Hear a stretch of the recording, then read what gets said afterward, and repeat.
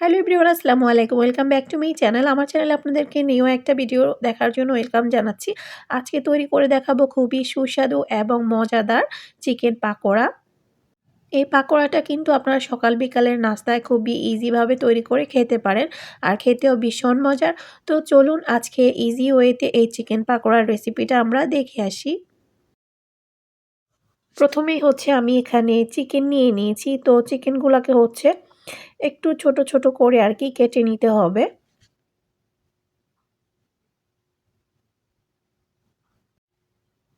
তো এই যে আমি হচ্ছে এগুলাকে একদম ছোট, ছোট করে কেটে নিচ্ছি। তো আপনারা চাইলে ছুরি, বটি যেটা দিয়ে ইচ্ছে সেটা দিয়ে করে নিতে পারবেন। আমি হচ্ছে ছুরি দিয়ে ছোট, ছোট টুকরা করে নিচ্ছি। এভাবেই হচ্ছে ছোট করে টুকরা করে নিতে হবে। ব্লেন্ডার করে কিন্তু যদি আপনি পাকোড়াটা বানান তখন কিন্তু এতটা মজা হবে না। তো এই যে আমি এভাবে করে ছোট, ছোট করে এখন সবগুলা টুকরা করে নিবো। তো এই যে এটাকে হচ্ছে আমি ছোট করে টুকরা করে নিয়েছি। এখন হচ্ছে এর সাথে সবগুলা মসলা, স্পাইস দিয়ে দিব। প্রথমেই পরিমাণ মতো লবণ দিয়ে দিলাম। এরপর আদা রসুনের পেস্ট ছোট চামচের ১ চামচ ইউজ করেছি। এরপর দিয়ে দিচ্ছি বেশ কিছুটা কাঁচামরিচ কুচি। আপনারা চাইলে কম বেশি দিতে পারবেন যতটুকু আপনারা ঝাল খাবেন আরকি। এরপর দিয়ে দিলাম বড় সাইজের পেঁয়াজ কুচি ১ টা। ১/২ চামচের মতো দিয়েছি হলুদের গুঁড়া, ১/২ চামচের মতো দিয়েছি ধনে আর জিরা গুঁড়া, ১ চামচ দিয়েছি আমি মরিচের গুঁড়া। এরপর দিয়ে দিচ্ছি একটা মসলা, ম্যাগি। তো আপনারা চাইলে এটা স্কিপ করতে পারেন, দিলে হচ্ছে টেস্ট ভালো আসে। এরপর দিচ্ছি আমি সয়া সস ১ চামচের মতো হবে, আমি আন্দাজ করে দিয়ে দিয়েছি। এরপর দিয়ে দিব ম্যাগি সস, সেটাও আমি আ অল্প একটু দিয়েছি, এত বেশি না। এরপর দিয়ে দিচ্ছি হচ্ছে এর মধ্যে বেসন। তো বেসন আমি এখানে ইউজ করেছি 3 টেবিল স্পুন। এরপর এখন দিয়ে দিচ্ছি হচ্ছে কর্নফ্লাওয়ার। কর্নফ্লাওয়ারটাও আমি এখানে হচ্ছে 3 টেবিল স্পুন ইউজ করেছি।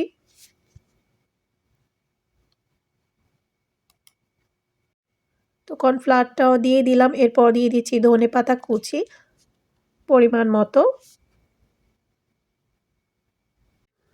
এখন হচ্ছে আমি সবগুলাকে ভালো করে মিক্সড করে নিব। আপনারা চাইলে হচ্ছে চালের গুঁড়াও এখানে ইউজ করতে পারেন। তো আমি হচ্ছে আজকে চালের গুঁড়াটা ইউজ করব না। তো এই যে ভালো করে ১ম এ এগুলাকে মিক্সড করে নিব। এরপরে হচ্ছে আমি এগুলাকে ভাজতে চলে যাব। আর এই চিকেন পাকোড়াটা খেতে কিন্তু ভীষণ মজার। আপনারা অবশ্যই এটা ট্রাই করে দেখবেন।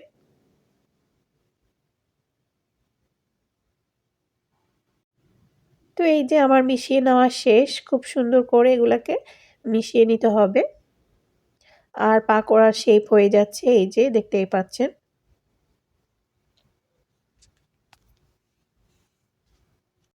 এখন চলে আসলাম হচ্ছে পাকোড়াগুলাকে ভাজার জন্য।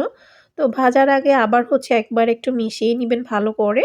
তারপর হচ্ছে তেলটা যখন একটু গরম হয়ে আসবে তখন হচ্ছে আপনি পাকোড়াগুলা দিয়ে দিবেন।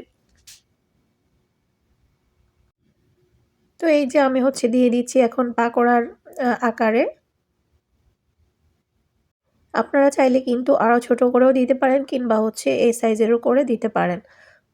এই পাকোড়াগুলা কিন্তু সকালের বিকালের নাস্তায় খুবই ইজি ভাবে খাওয়া যায়।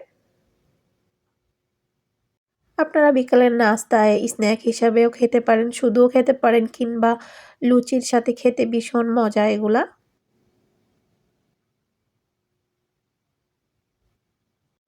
তো যতটুকু জায়গা হয় আমি দিয়ে দিয়েছি। এরপর হচ্ছে এগুলাকে উল্টিয়ে পাল্টিয়ে ভেজে নিতে হবে। তো কিছুক্ষণ পর এখন হচ্ছে আমি পাকোড়াগুলাকে উল্টিয়ে দিচ্ছি।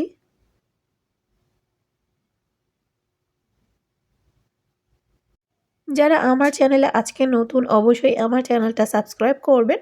আর যারা অলরেডি সাবস্ক্রাইব করেছেন তাদেরকে অসংখ্য ধন্যবাদ।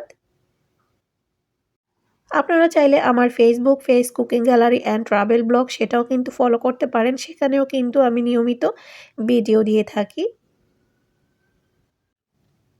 তো এই যে পাকোড়াগুলা কিন্তু ভাজা হয়ে গিয়েছে। একটু গোল্ডেন করে ভেজে নিবেন। তো এখন হচ্ছে আমি এগুলাকে উঠিয়ে নিচ্ছি।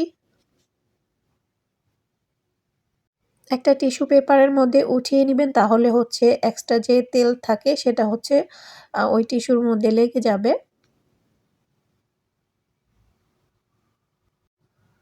তো এই যে সবগুলাকে উঠিয়ে নিলাম। এরপর হচ্ছে আমি বাকিগুলা দিয়ে দিব ভাজার জন্য।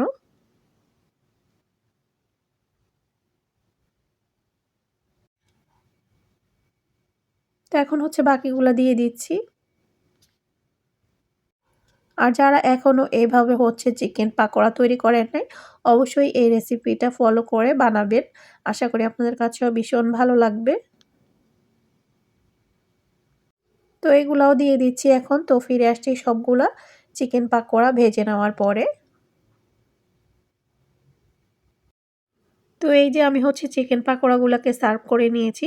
আর এটা দেখেই বোঝা যাচ্ছে যে এটা কতটা মজার হয়েছে। তো আজকের রেসিপিটা এ পর্যন্ত। সবাই অনেক বেশি ভালো থাকবেন আর নেক্সট ভিডিওর জন্য ওয়েট করবেন। আজকের মতো এখানেই। আল্লাহ হাফেজ।